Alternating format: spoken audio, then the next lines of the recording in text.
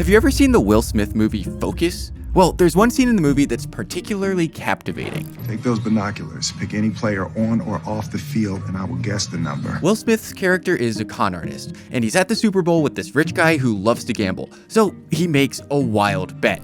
He challenges the guy to pick any player on the field, while his accomplice at the time, played by Margot Robbie, will do the same. What? If they both pick the same player, Will Smith wins. Any play. That's like 100 to 1. It's good odds for you. And spoiler alert, Will Smith wins. But here's the fascinating part. How did he do it? Well, he used a subconscious mind trick. The ability to quietly manipulate the mind is a crucial part of marketing that can impact anything from a consumer's emotions towards the brand to their association of quality with a product to their buying readiness. These are tactics that we use all the time at Bad Marketing to help our clients make more money. And you can too.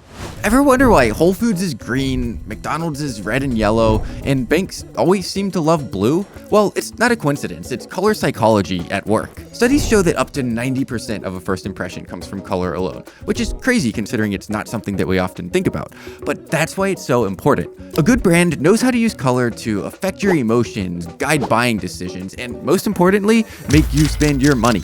So color is crucial. You can't just slap the first color that looks good on your logo. You have to think about what it means, what it says about your brand, and most importantly, what it's going to make your customers feel. For example, blue screams trust, loyalty, and dependability. That's why banks and insurance agencies love it so much. Allstate, USAA, Progressive, even Geico's logo is blue, despite its little green mascot. Then there's red. Red is bold, courageous, fun, energetic. It helps build urgency. And this is all why it works so well for fast food. Arby's, McDonald's, Hardee's, KFC, Chick-fil-A, they all have red logos. And then of course there's the supreme, unbeatable masters of emotional marketing, Coca-Cola. Also red, because you don't just drink a Coke, you feel it. You open the happy can. Their red branding makes you associate Coke with excitement, happiness, and fun. And green? That's health, freshness, and serenity. Whole Foods, Publix, even Starbucks all tap into that green feel-good energy. And then there's black, the luxury color. Think Chanel, Prada, Rolls-Royce.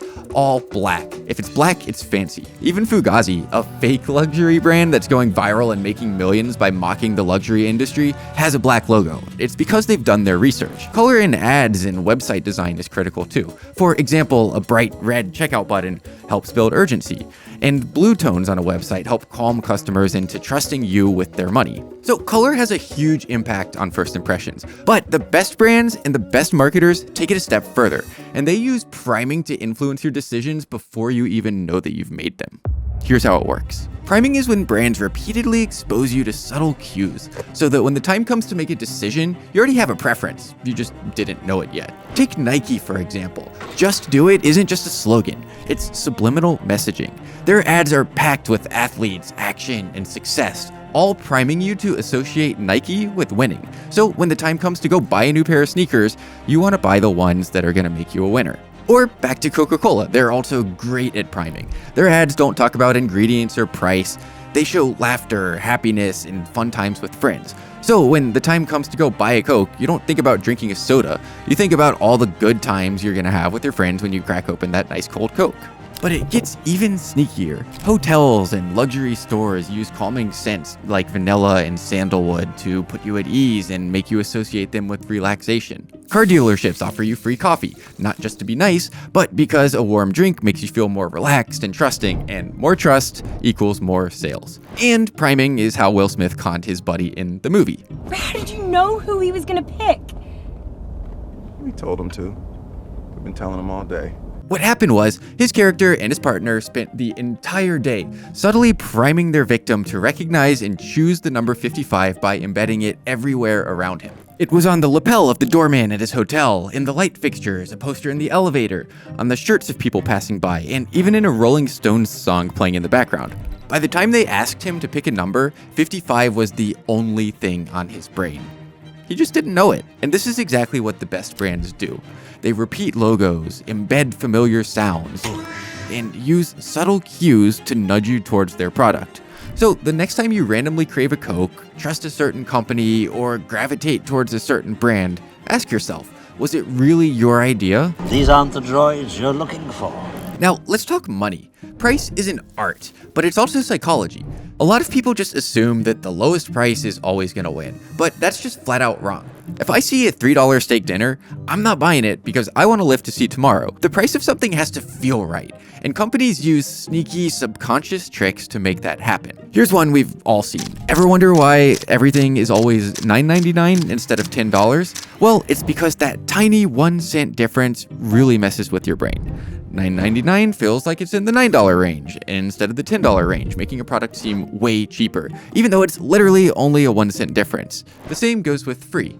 Free gift with purchase, free shipping, buy one get one free. If people see free, their chances of buying go way up. Think about it. How often have you been at the grocery store and you've seen something that was on sale, buy one get one free, and so you bought 2 of it and you weren't even planning on buying 1 of it in the first place, just because it said free? And here's an interesting one.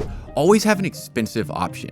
Let's say you're selling sodas, small, medium, and large. If your medium is priced too close to your large, people are always just going to buy the large because it looks like a better deal. But if you make the large even bigger and more expensive, more people are going to start to buy the medium because it looks like a more modest decision, it's more affordable, but you're going to have your high rollers who want to go out and get more of everything, so they're still going to buy your large. But you have to have an option for them. It's an interesting little dance. It's one that takes a little while to optimize, but it can make a big difference once you get it right. Pricing is a mind game. It's about numbers, sure, but it's also about how those numbers make you feel. Speaking of numbers, let's talk about the number 7.